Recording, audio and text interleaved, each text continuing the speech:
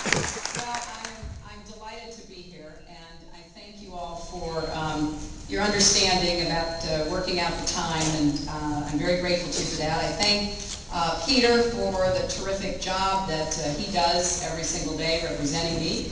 I thank Judd for all of his extraordinary work on my behalf, and I thank Howard, who has been with me for longer than either of us care to remember, and I'm so happy to have the three of them here.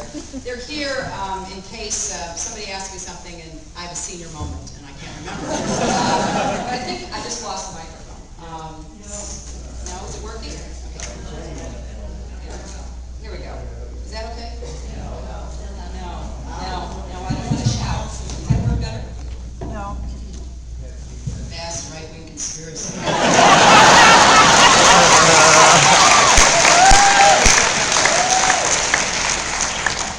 Well, let me start by saying something that might surprise some of you, because I'm aware that, not everybody says nice things about me. But yeah, I know it's a burden I have to bear. But let me start by saying something perhaps a little unexpected, and that is thank you.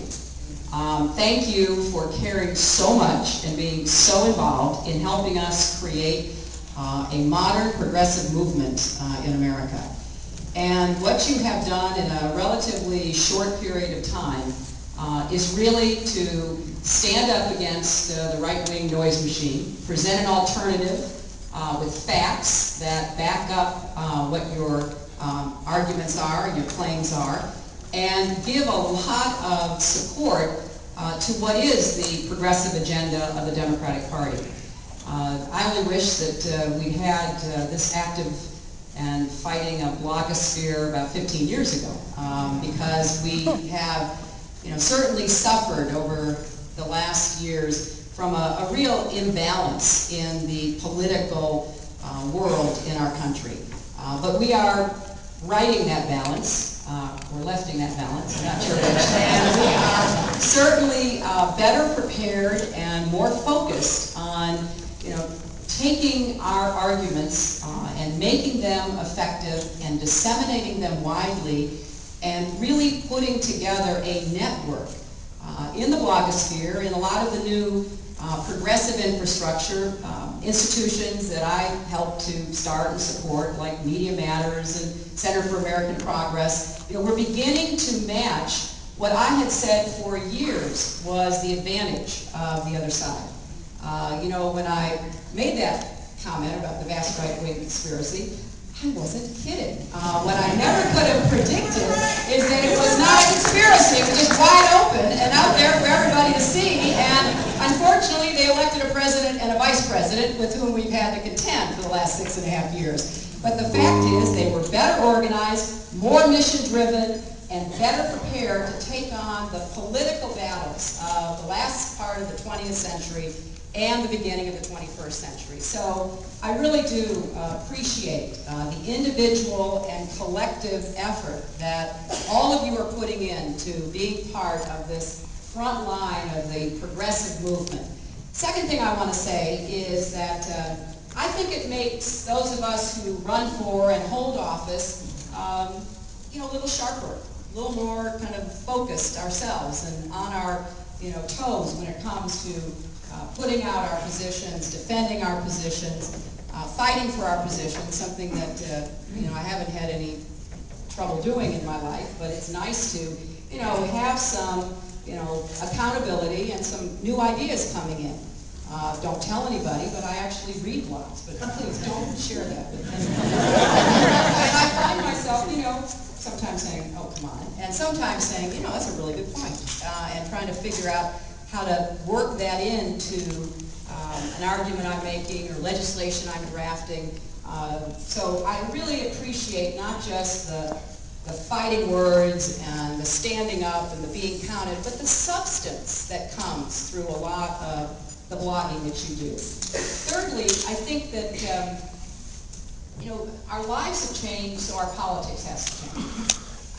We're living in a 24/7 media world. It is not always easy, as you might guess, but it is the reality. And so part of what you help to do is to create a a space where that 24/7 world can really stand up and be heard on what we're trying to do who are out in the political arena. You know, running for office, holding office, is probably more challenging in some respects because of that 24/7 world. So therefore, you know, having people who share our overall goals, even if we disagree on tactics or strategy, but understanding where we're trying to take our country is really helpful, because then it's not just one voice or a couple of voices, it's millions of voices. And you know, I don't know, I doubt you know, that we can, you know, we can't go back and rewrite history, certainly, but you know, I think about, well, what if we had the blogosphere in 93, 94 when I was working on healthcare and, you know, being hammered, and they were raising $300 million and distorting everything we were trying to do, and we made our own mistakes, but a lot of it was, you know, trying to do something that was worth doing, which we will get done when I'm president.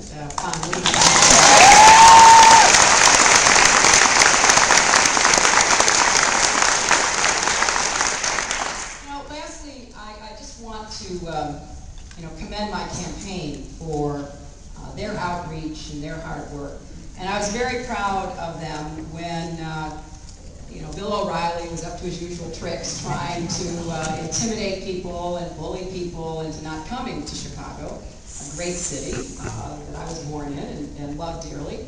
Cubs, not Sox.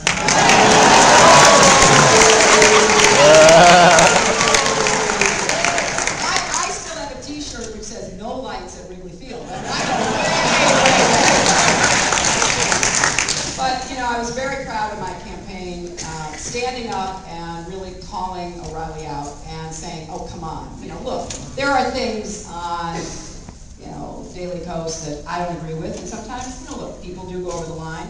But hello, for Bill O'Reilly to be making that people that listen and, you know, watch him, and I thought Howard did a terrific job sort of going into the Lions' den.